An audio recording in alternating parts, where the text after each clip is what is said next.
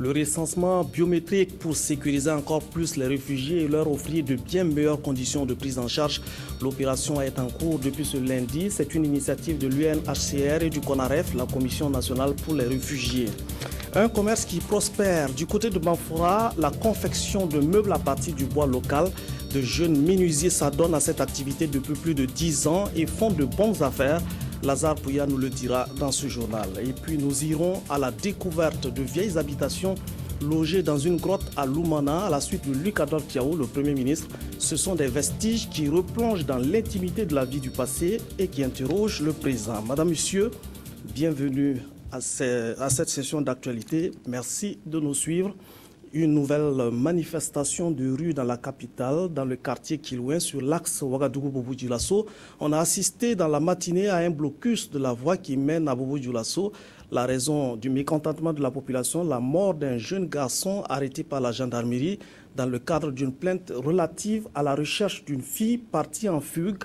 Cette dernière a été retrouvée en compagnie de 4 garçons qui consommaient de substances illicites et parmi eux se trouvait le jeune homme en question. Et c'est là que commence le drame. Interrogé par Ismaël Diloma Sirma, le capitaine Jean Bosco Sawadogo présente le film des événements qui ont conduit à la mort du jeune homme.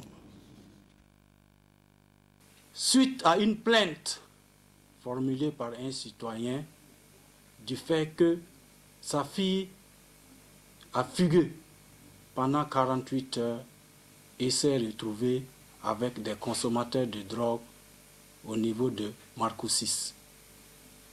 Une équipe de gendarmes s'est portée sur les lieux. Malheureusement, à leur arrivée, il y a un des présumés consommateurs de drogue qui a pris la poudre d'escampette. Les 3 autres se sont arrêtés, ils ont obtempéré à l'interpellation des gendarmes. Le 4e qui a pris la fuite a été poursuivi par un gendarme. Étant donné que la zone est criminogène, la population s'est mise aussi à la suite du monsieur qui était en train de courir. C'est ainsi qu'ils ont pu rattraper cette fameuse personne. Et le gendarme est arrivé au moment où des gens s'apprêtaient à porter la main sur lui. Il y avait même un monsieur qui était porteur d'un marteau qui voulait coûte que coûte, vaille que vaille, écrabouiller sa tête. Le gendarme a dû décliner son identité, sortir sa carte pour protéger cette personne. C'est ainsi qu'avec l'aide de la population, le fameux monsieur, le défunt, a été conduit au véhicule. Il faut noter d'ores et déjà que pendant qu'on le conduisait vers le véhicule, la population ameutée le conduisait vers le véhicule, il éprouvait des difficultés à marcher. Quand ils sont arrivés, ses autres camarades sont descendus. Par contre, le regretté éprouvait des difficultés pour descendre du véhicule. Les sapeurs-pompiers ont donc été appelés.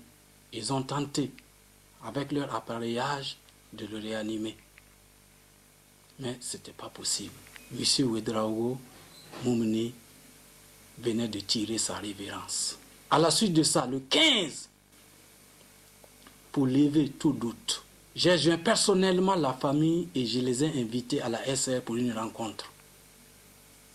C'est ainsi qu'entouré d'autres officiers, en présence des membres de la famille, ils étaient au nombre de 5, et les gendarmes qui sont partis sur les lieux pour l'interpellation, et avec ceux qui avaient été interpellés, pour qu'ils expliquent les circonstances dans lesquelles le défunt Ouedraogo a tiré sa révérence. À l'occasion, ils ont eu toute la latitude, sans pression aucune, de poser toutes les questions liées à cet incident malheureux. Donc, dans cette affaire, nous n'avons rien à cacher. Voilà pourquoi, bien que au stade de l'enquête, on n'était pas tenu de leur communiquer les éléments, nous avons tenu à parler 4 sur table, à ce qu'on se regarde droit dans les yeux, à ce qu'on explique exactement ce qui s'est passé. Et voilà pourquoi nous avons fait à leur présence. C'est humblement que je leur demande de jouer à l'apaisement. Et une fois encore, je voudrais réitérer à la famille mes condoléances les plus sincères. Autre actualité, le Haut Commissariat aux réfugiés et la Commission nationale pour les réfugiés lancent une opération de recensement biométrique. Tous les réfugiés vivant au Burkina Faso sont concernés par cette opération qui vise à mieux les sécuriser et à leur offrir une bien meilleure prise en charge. Touboum, Evelyne Dabiré et Maïmouna Traoré. De la Commission nationale des réfugiés.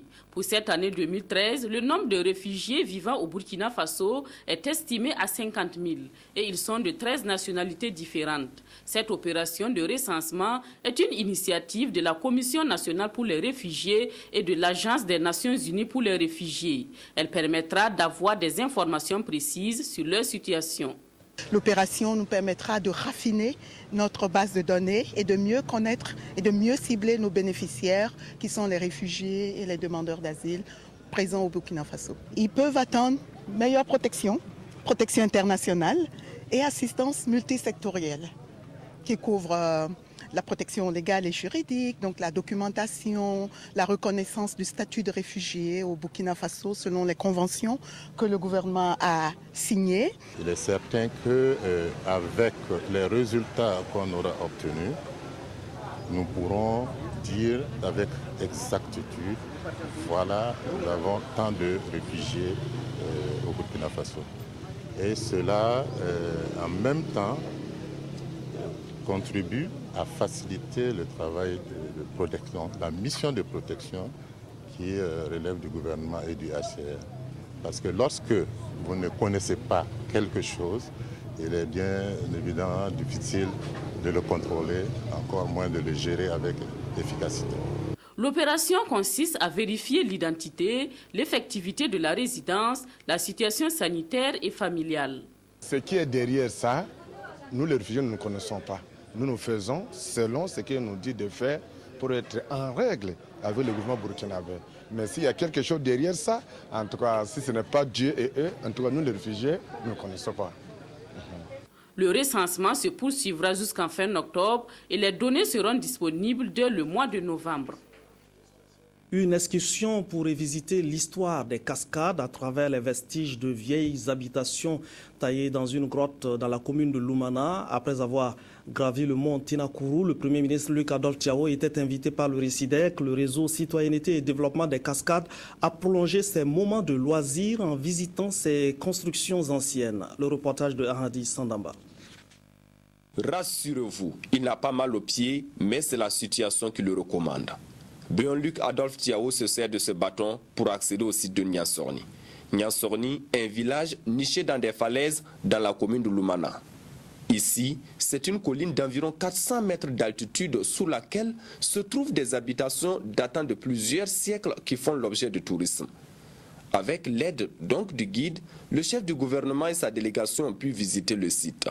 Et ce, dans une ambiance bon enfant. On parle des 7 merveilles du monde.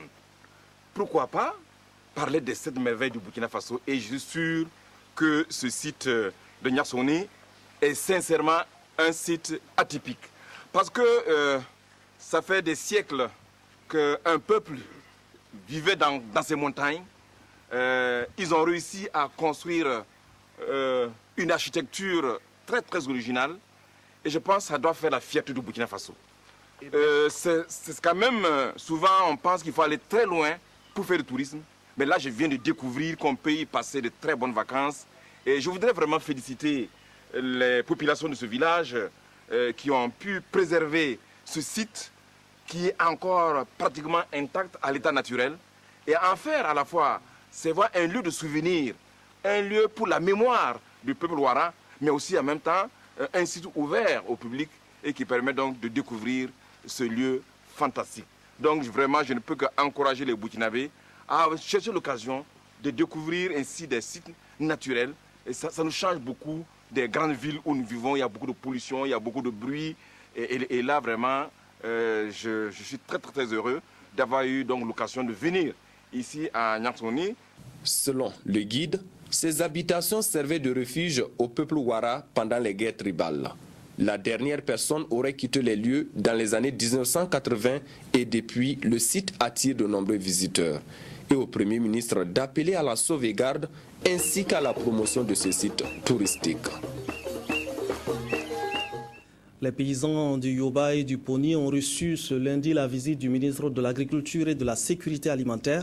Mahama Zungrana s'est rendu sur des exploitations agricoles de ces deux provinces du Sud-Ouest dans le cadre de sa tournée de suivi de la campagne agricole.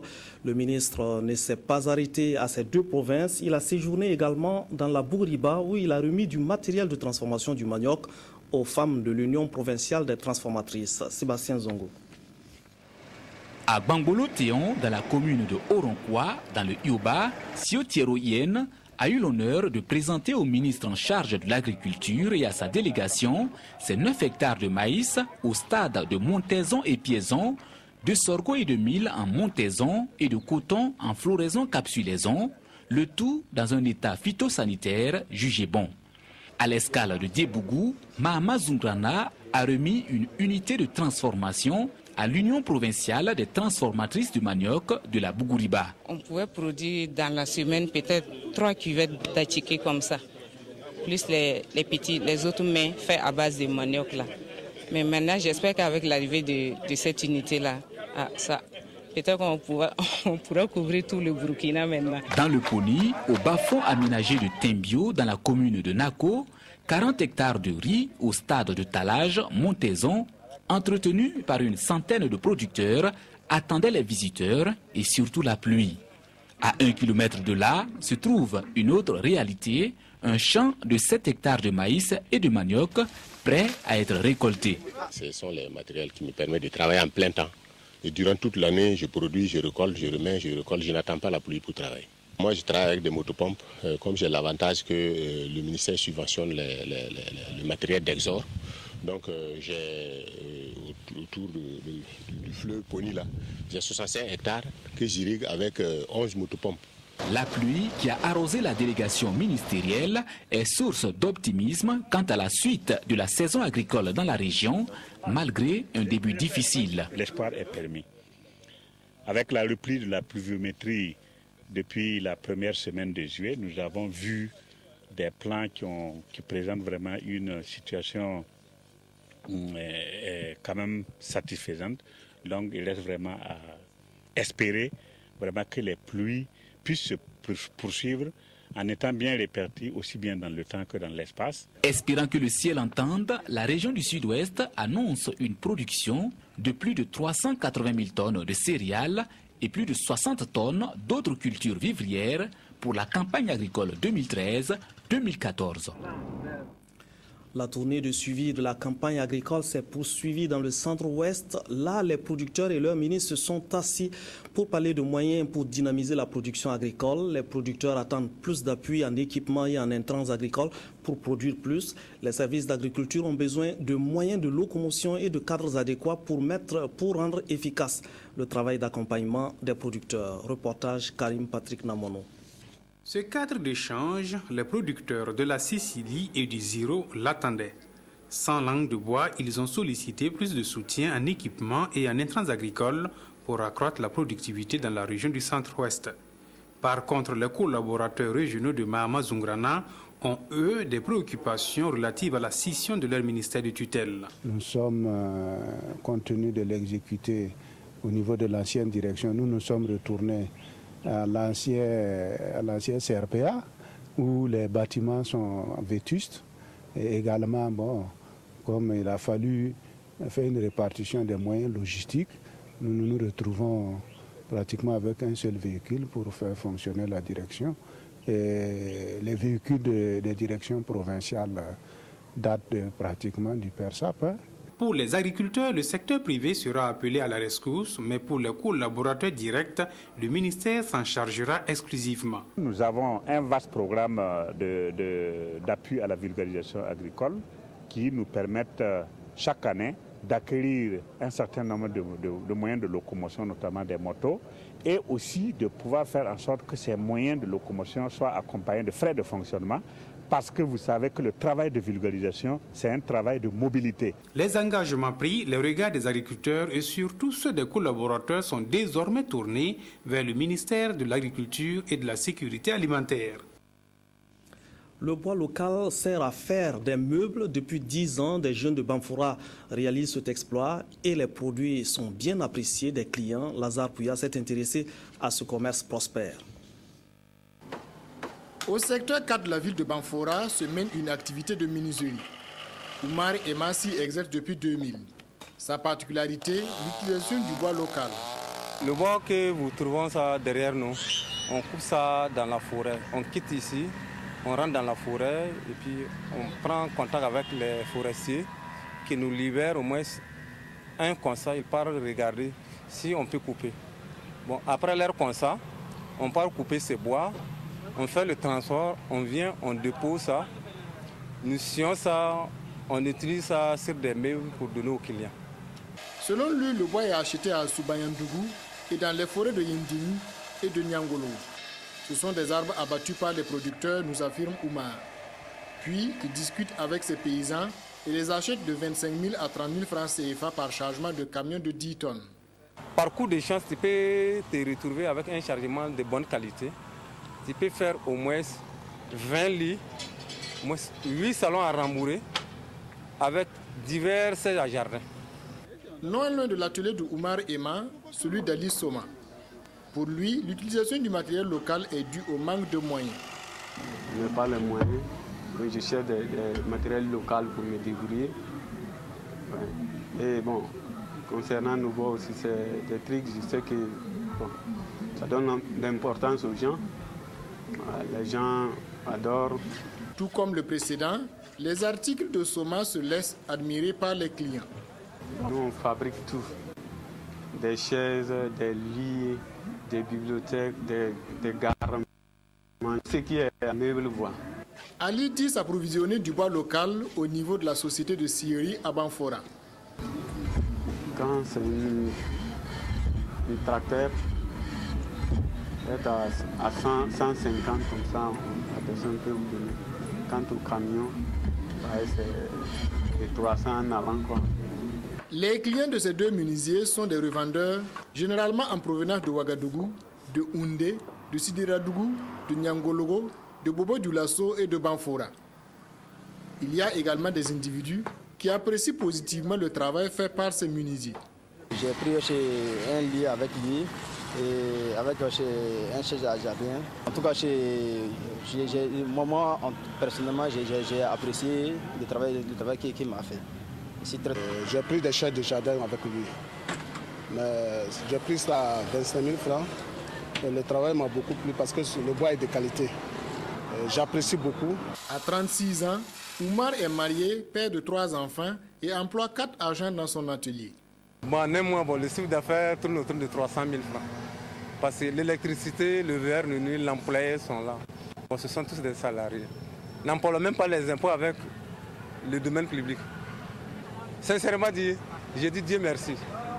J'ai dit avoir scolarisé au moins plusieurs enfants. Il y a des cousins, je lui ai donné pour des maisons jusqu'à l'université. Moi, sincèrement dit, je peux dire que je suis bien installé. Ali, lui, emploie 2 agents, marié, père de 2 enfants, et grâce à son métier, prend en charge 12 personnes, dont 3 élèves. Personnellement, moi, j'ai vu de ça. J'ai une famille. Ouais, donc, j'ai même des élèves en charge. Quand ça marche là, on a à peu près 400 000, 500 000 comme chiffre d'affaires. Quand ça marche là, on est à 200 000, 100 et quelques mille par mois. Ces 2 menuisiers n'ont qu'un vœu, voir grandir leurs ateliers et permettre aux jeunes d'y trouver un emploi. Des plantations de teck fournissent également aux menuisiers la matière première dont ils ont besoin. Planter un arbre a donc une portée économique majeure. Certaines entreprises l'ont également comprise. Elles accompagnent l'initiative du gouvernement de réaliser 1000 arbres plantés par ministère et par institution. C'est Seydou et ici Sylvestre Da. Cet acte marque le lancement officiel des activités de reboisement de la société Cotecnan. Ce sont plus de 1000 plants qui vont être mis en terre sur ce site de 3 hectares, ici à Bazlou, dans la commune de Tanguène-d'Assouri. Cotecnan, à travers donc, le personnel, a estimé qu'on ne pouvait pas être en reste justement de ce que les efforts que le gouvernement déploie pour donc reboiser notre environnement. Et donc c'est pour ça que nous nous sommes engagés dans ce projet-là. L'initiative est soutenue par le ministre en charge de l'environnement. Il a surtout rappelé la nécessité de planter utiles et responsables. Nous sommes venus pour les encourager, pour leur exprimer notre soutien, pour leur dire que le département en charge de l'environnement et du développement durable est disponible pour accompagner ces genres d'initiatives, un appui technique, un appui en matériel, en plan. Et nous pensons que l'exemple de Cotena doit et sera plus ou moins initié ou imité par d'autres personnes. Les autorités communales se sont engagées à accompagner la société Cotecna dans la réalisation de ces projets combien profitables pour toute la collectivité. Nous allons, en tout cas au niveau du conseil municipal, s'atteler à cela. Nous allons accompagner Cotecna dans cette activité-là de protection, d'encadrement et d'entretien des plantes qui sont mises sous terre actuellement. Cette campagne de reboisement est à sa première édition. Elle est placée sous le thème Cotecna Inspection SA, un bosquet pour la diversité biologique au Burkina Faso, plantons responsables. Et pour son directeur général, la réalisation de ces bosquets va constituer le point de départ d'autres projets, tels que la réalisation d'une cité Cotecna dans la commune de Tanguène-d'Assouri. Le ministère de l'Industrie, du Commerce et de l'Artisanat sensibilise les acteurs du secteur privé sur les actes uniformes de l'OADA, l'Organisation pour l'harmonisation en Afrique du droit des affaires. Les opérateurs économiques devraient maîtriser les notions de base de ces actes uniformes afin de mieux sécuriser juridiquement leurs affaires. Reportage Nathalie Sawadgon-Nabaloum. Le ministère de l'Industrie, du Commerce et de l'Artisanat veut mieux outiller les acteurs du secteur privé sur les notions de base des actes uniformes de l'Organisation pour l'harmonisation en Afrique du droit des affaires OADA. Il s'agit précisément de permettre aux acteurs de comprendre le contenu des différents actes uniformes, mais aussi de leur présenter les différentes opportunités que présente l'OADA pour le développement de leurs activités. Cet atelier est le premier d'une série de 5 et le ministère de l'Industrie, du Commerce et de l'Artisanat a choisi la cité du Cavalier Rouge pour lancer ses activités. Se rencontrer autour donc des actes uniformes de l'OADA est très important car c'est une période d'intégration aussi bien au niveau sous-régional, au niveau régional, au niveau international. Vous savez, le monde est devenu un village dit. Donc, il faut se regrouper pour avoir de force et donc il faut avoir beaucoup de connaissances sur le droit, gère les affaires dans les pays de l'OADA. Il est prévu pour les jours à venir d'autres ateliers à Bobo-Dioulasso, Ouayouguia et Ouagadougou. À travers cette initiative, le ministère en charge du commerce fait un clin d'œil à la célébration du 20e anniversaire de l'OADA, prévu pour se tenir en octobre prochain à Ouagadougou. Pour sa part, l'OMS accompagne les pays d'Afrique de l'Ouest francophone à la mise en place d'un système harmonisé d'hémovigilance dans la sous-région. L'hémovigilance, c'est un processus continu de collecte et d'analyse des données intervenant dans la transfusion sanguine. Un atelier de partage d'expériences sur ce concept se tient à Ouagadougou. Reportage Abdul Rasmane Zongo. Sur l'initiative de l'OMS, Organisation mondiale de la santé, des participants ouest-africains francophones cristallisent leur attention à Ouagadougou sur un partage d'expériences relatives à l'hémovigilance en matière de transfusion sanguine. L'hémovigilance, c'est le processus de récolte des données en ce qui concerne les effets secondaires après la transfusion de sang. Mais il faut assurer que nous avons les sangs qui sont propres, bien gardés, bien transfus. Sinon, il y aura les grands effets secondaires. Des préoccupations telles la qualité du sang, de la transfusion sanguine, risques et menaces qui peuvent en découler seront débattus pendant 5 jours. Le sang est un produit qui est assez complexe, avec beaucoup de composantes.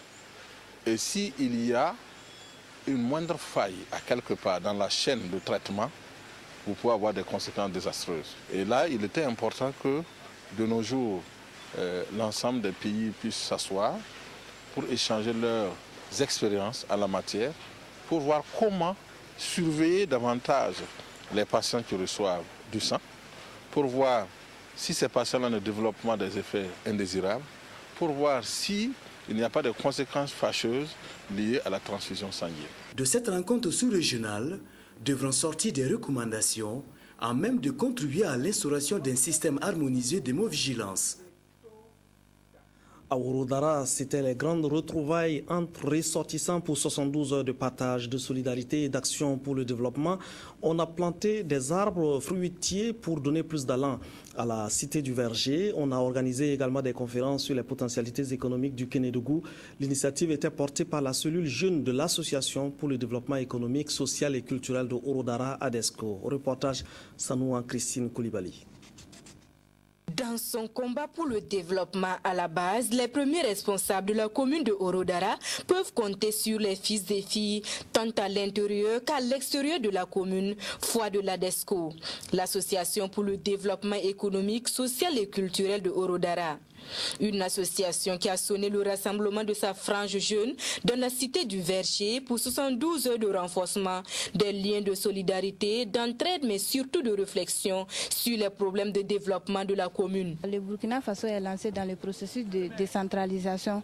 Nous, jeunes de Ouroudara, qui sont des étudiants, d'autres sont dans le secteur privé, nous revenons vers le village pour voir qu'est-ce qu'on peut faire pour développer réellement notre cher village et le Burkina Faso. Un développement qui pourrait avoir pour levier les potentialités naturelles dont dispose la commune, qui tient le premier rang en matière de production fruitière au Burkina Faso. Avec ces potentialités, il faut les aider à monter des projets pour qu'ils s'auto-emploient. Ce n'est que par ça qu'on peut aider les jeunes même à résorber le chômage dans la province et même dans le pays. Et je sais qu'ici, il y a des structures de financement. Il faut les apprendre à retrouver ces structures de financement. Un capital qu'il faut exploiter mais surtout préserver. Et l'ADESCO y a apporté sa pierre en mettant en terre une soixantaine de pieds de manguiers. Créée en 1991, l'ADESCO compte à son actif de nombreuses réalisations, dont la construction de 3 écoles primaires et des forages. Le centre de développement chorégraphique La Termitière était du 8 au 17 août de 2013 une école pour enfants à travers le programme Vacances 2013 consacré aux enfants de 4 à 17 ans. Outre la danse, il y avait également l'initiation à la percussion, à la sculpture sur bronze. Reportage Marcel Tou.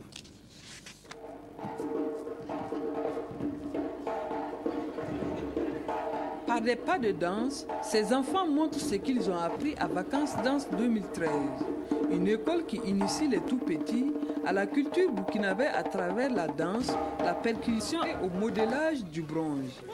Et c'est par la danse contemporaine que les enfants se sont le plus illustrés. On nous a appris à danser, à dessiner, à peinturer. Je me suis très bien amusée. Quand je serai grande, je serai peut-être la plus grande danseuse du monde. Je suis venue ici pour apprendre à danser, à apprendre les percussions. Et cela m'apporte un peu de sport. À cette école, la sculpture leur est aussi enseignée, ce qui a permis à ces enfants de fabriquer en quelques jours des objets d'art de leur choix. Les enfants qui viennent ici, ils apprennent en tout cas ce que c'est que le mouvement, ce que c'est que la danse. Et en même temps, ce n'est pas seulement que le mouvement, c'est aussi comment est-ce qu'on travaille le mental des enfants. Comment est-ce que les enfants se construisent pour demain aussi. Comment est-ce que les enfants gagnent une dignité avec leur corps, une fierté avec leur corps. Les enfants ont pu toucher un peu aux gestuels traditionnels et aux gestuels contemporains. C'est la remise des attestations aux participants de l'édition 2013 qui a marqué la fin de cette formation artistique et rendez-vous est pris pour la 6e édition en 2014. Reportage donc de Marcel Tou avec la complicité de Nathalie Sawadgo Nabaloum. Des veillées de prière chaque 3e vendredi du mois. Ce programme spirituel a commencé le 19 juillet dernier au Centre international de prière et de délivrance Wenentumde. Une veillée qui a réuni près de 800 croyants, des fidèles venus prier pour leurs problèmes de santé et de besoins divers. Le pasteur Jérémy Zoundi, qui a dirigé la première veillée du vendredi du mois, entend donner un élan international à ce rendez-vous spirituel en invitant d'autres pays à y participer. Le reportage de Ismaël Diloma Sirima et C. Sylvestre Da. Chanter et prier pour glorifier Dieu et se libérer des liens sataniques, c'est la raison qui réunit ces 800 croyants environ au Centre international de prière et de délivrance Wenentumde. La veillée dirigée par le pasteur Jérémy Zoumdi a permis de prier pour les malades ainsi que pour les personnes en quête d'emploi et de mariage. Je sais que je suis partie avec une requête, donc ça va. Mon exaucement, en tout cas, je sais que je l'ai eu. Ce soir, en tout cas, j'ai reçu plein de choses. Déjà dans le message qui est passé, c'était vraiment réconfortant et ensuite aussi dans la prière. Je vois que Dieu avait commencé déjà à opérer et j'ai foi que ça va continuer comme ça. Cette veillée est la première du genre au Centre international de prière et de délivrance Wendon Tomde. J'invite tous les fidèles à faire le déplacement tous les 3e vendredis de chaque mois. Nous comptons aussi inviter les fidèles d'autres pays afin que la veillée ait une dimension internationale. Retirons les promesses de Dieu pour l'homme enfoui dans les ténèbres. C'est sous ce thème que s'est déroulée cette veillée.